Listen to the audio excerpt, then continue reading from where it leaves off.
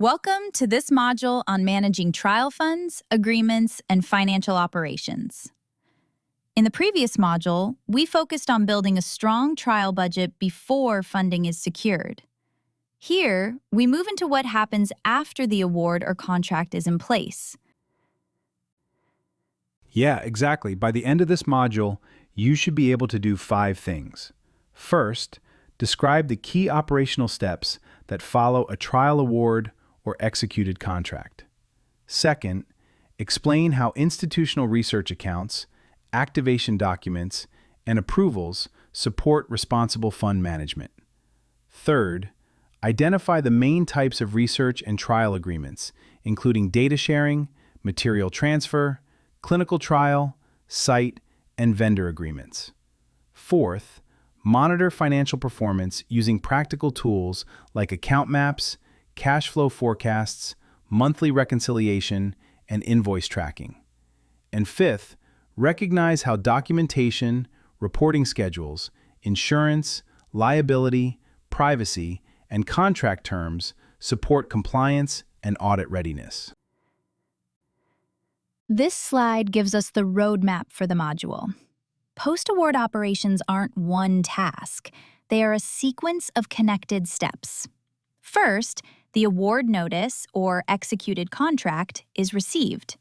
Then, compliance and governance checks need to be completed. After that, the institutional research account can be activated. At the same time, agreements with sites, vendors, data partners, and sample partners need to be routed. Once those pieces are moving, payment and invoicing pathways need to be confirmed, and monthly financial monitoring begins. The final point is important. Closeout readiness starts from day one. If any step is missed, the delay doesn't stay isolated. It can affect spending, hiring, site activation, payments, reporting, and eventually, closeout. We will start with the first major section, moving from award to activated account. This is the point where a trial shifts from being funded on paper to being operational inside the institution. Clear role ownership matters because post-award operations involve several groups, and gaps between them can create problems. The principal investigator or account holder has overall accountability for appropriate use of funds. They need to ensure spending aligns with the award, protocol, and sponsor terms. The department or faculty administrator supports account setup, expense monitoring, payroll processing, and local approvals. Research finance manages cash flow, reporting, reconciliation, and audit readiness. Research contracts or legal reviews and executes agreements with sites, vendors, sponsors, and data or sample partners. None of these roles works in isolation. A trial can have funding, but still be blocked if the account isn't active, contracts are incomplete, or payment rules are unclear. Once role ownership is clear, the next step is activating the institutional research account. This is where the institution confirms that the project is ready to hold and spend funds. Before that happens, several prerequisites usually need to be checked. The internal project record must be linked to the award or contract. Ethics approval may need to be in place, and any required biohazard, animal care, institutional, sponsor, or funder conditions need to be satisfied. The activation notice should then confirm the project number or account code, the project start and end dates, the approved budget, the budget period, and who is authorized to approve expenses. The practical point is, don't start spending until activation conditions are satisfied and confirmed in writing. The activation pack is the reference file that keeps everyone working from the same information. At minimum, it should include the final award notice or fully signed contract, including sponsor terms, conditions, and reporting deadlines. It should also include the approved budget, budget period, payment schedule, and any overhead or indirect cost requirements. The pack should also document signing authority, especially if the institution uses delegated approval structures. Finally, it should include the planned agreement pathway for sites, vendors, data transfers, and sample transfers. This may sound like basic paperwork, but it prevents confusion later. When questions arise about what can be spent, who can approve it, or which agreements are needed, the activation pack becomes the source of truth. Now we move from account setup to agreements. This section focuses on standardized agreement tools, especially those developed through ACT. Yeah, ACT stands for Accelerating Clinical Trials. It's a Canadian initiative focused on improving the clinical trial environment across institutions. One practical contribution from ACT is a set of standardized agreement templates. These templates are designed to reduce contracting delays and make it easier for institutions to work from shared language. These templates are intended to avoid the need to renegotiate common terms from the beginning every single time. For trial teams, this can be especially helpful in multi-site studies, where repeated contract negotiations can delay activation across participating institutions. So ACT offers a suite of tools and agreements, and the right one depends on the study. The GDSSA is the Governing Data and Biological Sample Transfer Agreement. It applies when data or biospecimens are being shared across institutions. The GPSA regulated is intended for Health Canada regulated, Tri-Council funded, inter-institutional trials that require the full regulated framework. The GPSA non-regulated is for Tri-Council funded studies where the full regulated framework isn't required. And the subsite template gives teams a structured starting point when a study doesn't fit the standard governing agreements. The practical message is to share these templates with your research office early. Using them at the start can help avoid separate negotiations with each participating site and make it easier to maintain consistency across the trial. Choosing the right agreement starts with a question. What relationship or activity are we trying to govern? If data are being shared or transferred, the team likely needs a data sharing agreement that defines privacy, permitted use, access, and transfer conditions. If biological samples or tangible research materials are moving between parties, a material transfer agreement is usually the right tool. If a site is actually conducting trial activities, such as recruiting participants, collecting data, delivering the intervention, or incurring trial costs, then a clinical trial agreement or site agreement is usually needed. And if an external party is providing a platform, service, analysis, or product, that usually falls under a vendor or service agreement. Next, let's move into handling various funding streams. Many trials aren't supported by one clean pot of money. A trial may include a government grant, institutional support, industry funding, in-kind contributions, foundation funding, or smaller project-specific sources. That can be useful, but it also creates operational complexity. Exactly.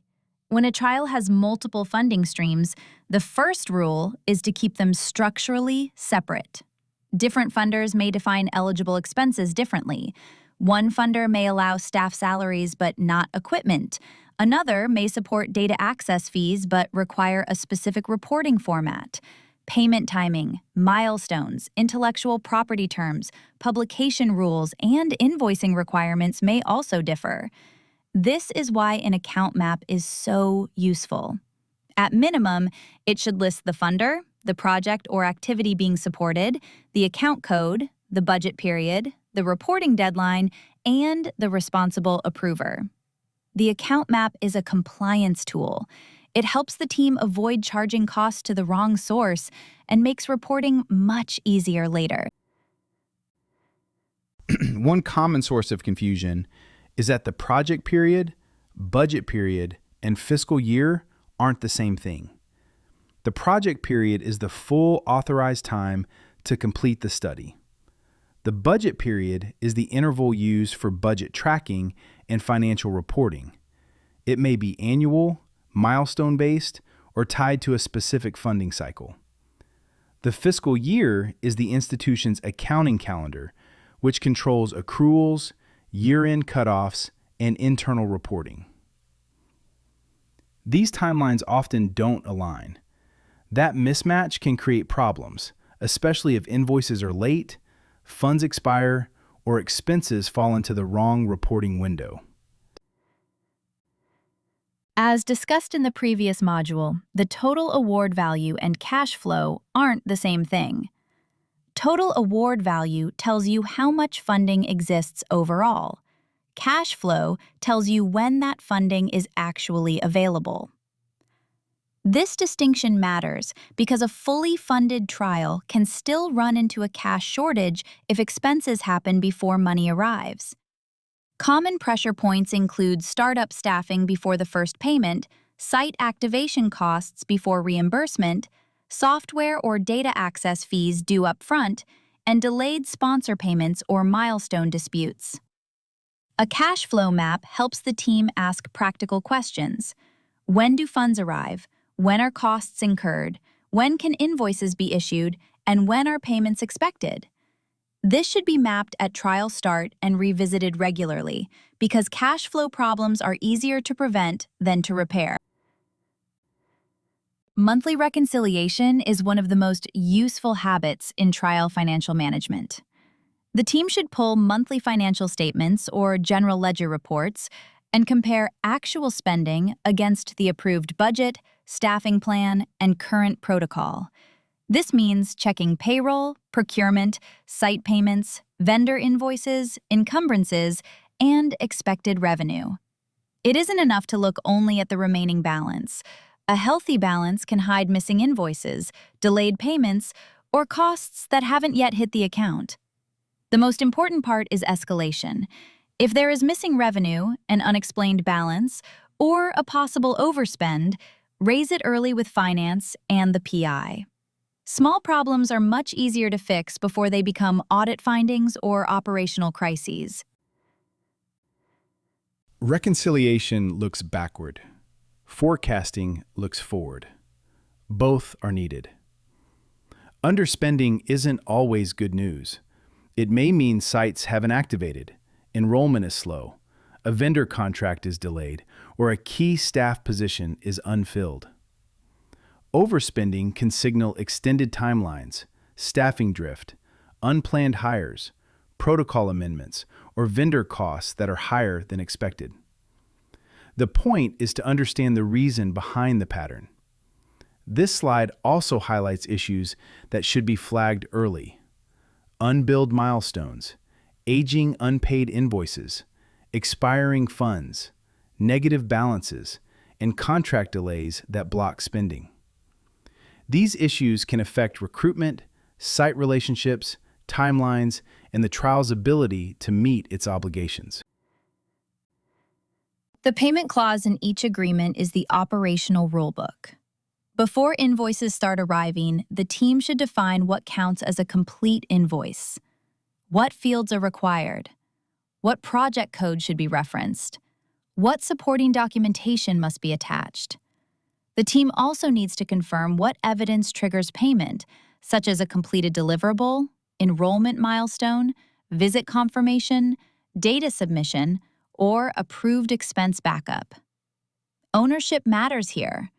One designated person should track every invoice: status, aging, approval, and payment confirmation. Shared responsibility often means no responsibility. Late or incomplete invoices should be addressed quickly because payment delays create cash flow problems, frustrate sites and vendors, and make fiscal year-end cleanup much harder than it needs to be. The next section focuses on how payments and contract changes are managed once the trial is underway. Paying participating sites correctly starts with the agreement. When another institution carries out part of the trial work, the relationship needs to define what is being paid for, when payment is triggered, how often payment occurs, what invoice details are required, and what supporting documentation must be provided. Common payment models include startup payments for activation work, milestone-based payments tied to defined trial activities, per-participant payments, cost-reimbursable payments, and closeout payments after final obligations are met. If payment terms are vague, reimbursement delays are almost guaranteed. A clear site agreement protects both sides. The coordinating center knows what it's paying for, and the site knows what evidence is needed to be paid on time. Vendor payments follow the same basic principle. Every payment needs to connect back to an approved agreement and a documented deliverable. If an external party is providing software, data platforms, translation, monitoring, statistical support, lab services, health economics, printing, or mailing, there should be a service or procurement agreement in place. Each invoice should reference the statement of work, the specific deliverable, the acceptance criteria, the timeline, and the person responsible for approval. This is especially important when a vendor's work is staged across months or milestones. The audit trail should make three things clear: what was paid, why it was allowable, and who approved it. Without that trail, the team may have difficulty defending the expense later. Trial plans change. That is normal. But when the protocol changes, the financial and contractual pieces often need to change too. A protocol amendment may trigger budget revisions, ethics or regulatory amendments, site agreement changes, vendor scope changes, or updates to data and sample transfer agreements. The mistake is assuming that these changes can be handled informally. Funders and sponsors may require prior approval before money is moved between budget categories or before the scope changes. Every approved change should be tracked with the date, version number, rationale, financial impact, agreement impact, and required follow-up. This creates a clean record of why the change happened and how the team managed it. The final section brings together compliance, risk, and reporting readiness. Data and biological samples often move together in pragmatic trials. The first question is, what is being shared? That could include data, biospecimens, or research materials, along with who holds custody and who can access them. The second question is, how can they be used? Agreements should define approved uses, limits on secondary use, disclosure limits, and re-identification restrictions. The third question is, how will they be managed over time? That includes transfer methods, security requirements, storage conditions, chain of custody, retention periods, return or destruction requirements, and breach reporting timelines. Clear agreement language protects participants, institutions, and the integrity of the trial. Trial agreements often include terms that affect intellectual property, publication, and confidentiality. These terms can seem distant during startup, but they become very real when the team is ready to share results. For intellectual property, agreements should distinguish between background IP, which existed before the trial, and foreground IP, which is created during the study. For publication rights, the team needs to know who can publish, who gets to review manuscripts, how long review can take, and whether publication can be delayed for IP protection. Confidentiality terms also matter because they may limit what can be shared outside the trial team. It's important to agree on these terms before signing. Insurance and liability can feel like legal fine print, but they matter before the trial opens. The first question is, who is covered? That may include the institution, investigators, study staff, participating sites, vendors, sponsors, or funders depending on the trial. The second question is, who is responsible? Agreements may include sponsor indemnification, site indemnification, professional liability, institutional liability, and required proof of insurance before execution. The third question is, what happens if a participant is injured? The agreement should clarify participant injury language, compensation or reimbursement pathways, and how issues are reported and escalated. Don't assume coverage exists just because the trial has institutional approval. Reporting readiness starts on day one. Every financial and contractual decision should leave a clear record that explains what happened, when it happened, who approved it, and why it was allowable. The documentation set should include award and contract records such as award notices, executed agreements, ethics approvals, and amendments. It should also include financial records such as budget versions, invoices, payroll support, payment approvals, and financial reports.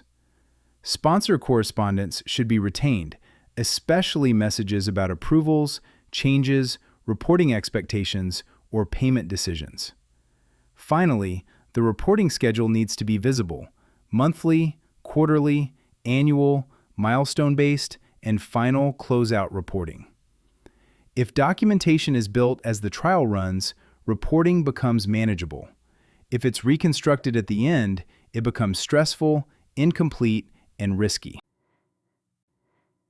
To close, a well-run trial is financially controlled, contractually clear, and audit-ready at every stage.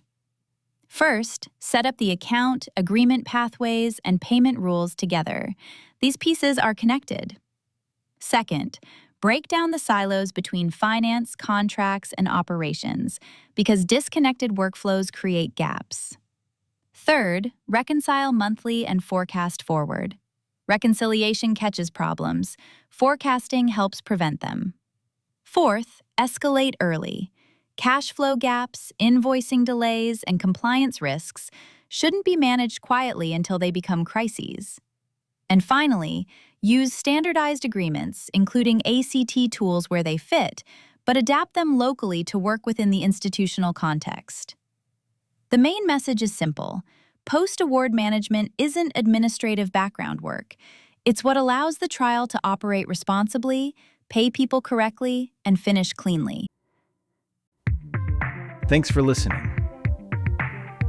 If you found this module helpful, please like the video, subscribe to the channel, and visit the Pragmatic Trials Training Program website for more resources.